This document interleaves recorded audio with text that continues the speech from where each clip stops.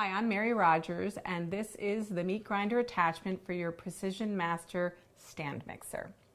So let's go over all the parts, and then after I do that, what I'm going to do is show you how to make some delicious lamb burgers. So first, you have numerous parts that come with your meat grinder attachment, but they can easily be stored, which I'll show you how to do. First, this is your meat grinder body.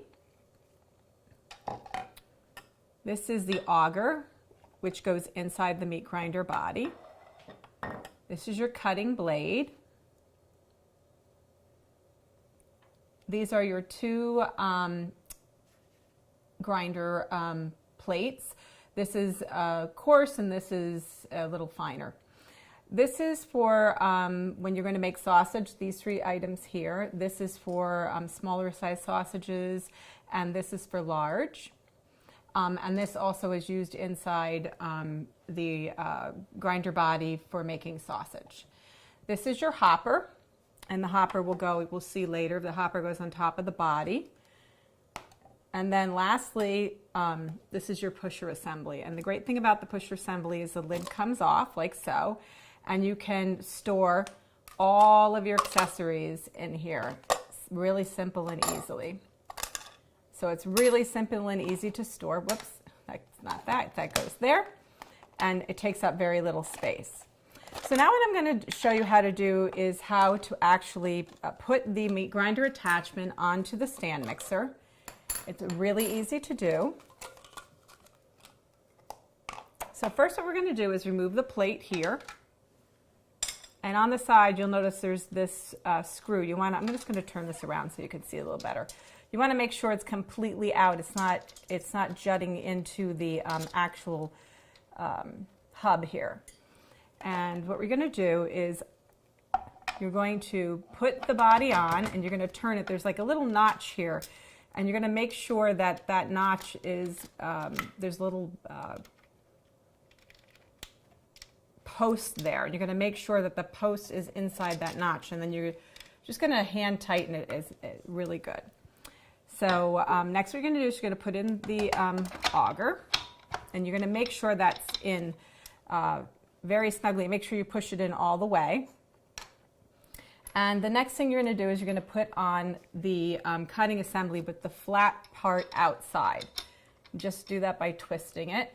And then whatever size plate that you want to use. This happens to be the larger one. You'll notice there's notches here. You need to make sure that those notches are lined up with the notch in the body. The other thing that is helpful to know is that if this is protruding at all, you didn't assemble it correctly. And then you're going to put this nut on and tighten it down by hand. Don't make it too tight, because just tight enough. And the other thing is it comes with this great wrench, which helps you either tighten or loosen it when you're done. I just want to make sure I have this really tightened here. So, and then what we're going to do is I'm going to put the hopper on, and that's where you're going to feed your meat into. And then we're almost ready. I'm just going to put the feed tube together and clear away a few of these extra items. So, next what we're going to do is I'm going to show you how to make the lamb burgers. But before I do that, I just wanted to talk to you a little bit about the benefits of grinding your own meat. I happen to make lamb burgers all the time, but I do like to buy my meat at the farmer's market, or sometimes if you are buying large quantities of meat and you want to grind it up yourself and preserve it, freeze it, that's a really great thing to do. The most important thing about having a meat grinder is knowing what types of cuts of meat that you put into whatever your finished product is, whether it be meatloaf or meatballs. You can do everything from chicken, turkey, lamb, beef, whatever you choose. So when you're making some of these types of food like meatloaf or meatballs, you can grind your own meat, and then you can also use a stand mixer to mix it together afterwards and add all your ingredients. So let's get started today. Like I said, I'm going to make lamb sliders. I make lamb burgers all the time. I love them. They're nice and tasty and fresh. So what we're going to do is, you can see I have the cube meat here already. I'm actually going to mix it in here directly. I'll show you why, so you can actually see what we're doing. So This is like prepared in advance and then refrigerated because it needs to be cool. This is your garlic. This has quite a bit of garlic in it. It has fresh thyme. This is fresh rosemary. These are going to be really flavorful. The thing with lamb that you have to remember too is it's a very hearty meat, so it can take quite a bit of herbs and spices to flavor it up. So let's add our last few ingredients. This happens to be white wine to help moisten it, and salt for seasoning. Put that over there, and then pepper.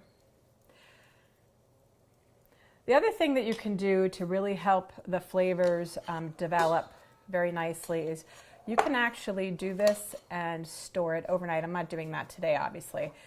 And keep it cool, and then you can actually grind the meat the next day. So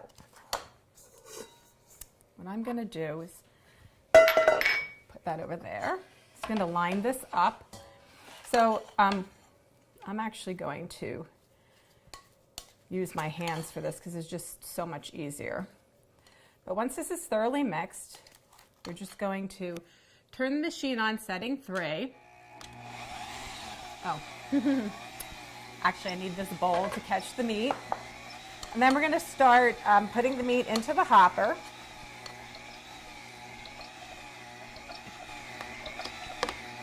And then what I'm going to do is start pushing it down so it's going to come out the front. Get a few more pieces in there.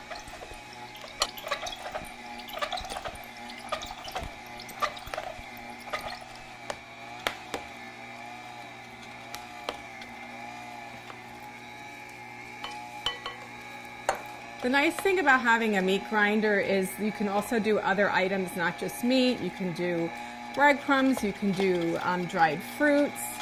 Like I said, you can really control the quality of the ingredients that you're feeding your family. Okay. So now what I'm going to do, I'm just going to turn this around a little bit.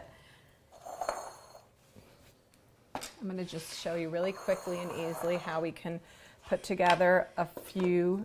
You'll see how nice the texture is. It's really going to be easy to form these into hamburgers.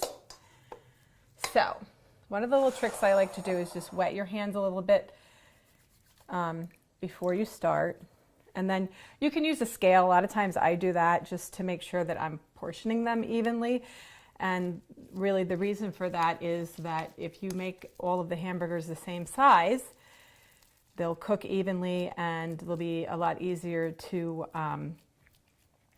actually make sure they're all the same doneness when you're grilling them. So there's one.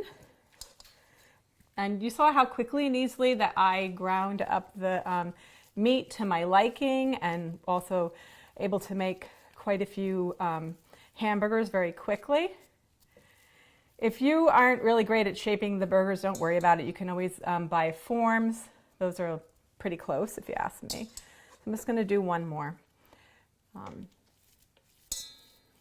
Like I said, you can make meatloaf. You can make, not only do I make lamb burgers, I also do a lot with turkey. So you can grind up your own turkey for turkey burgers or turkey meatballs, or even I like to make turkey bolognese so that we're not eating too much red meat. So whether you like your burgers really big, just like this is the way I like to do them. I like to get about 3 out of a pound of meat, so they're generous in size. But you can also, if you're having a party, it's a lot of fun to make small sliders. Like I said, just make sure that you weigh them out. I like to do that, or if you don't have a scale, another great thing to do is use a scoop, like an ice cream scoop. They're pre-measured. A lot of times people use those also to measure out their cookies. It makes it a lot easier when you're cooking your burgers, so you know they'll all be the same weight and they'll come out the same doneness. So there you have it, the Cuisinart meat grinder attachment.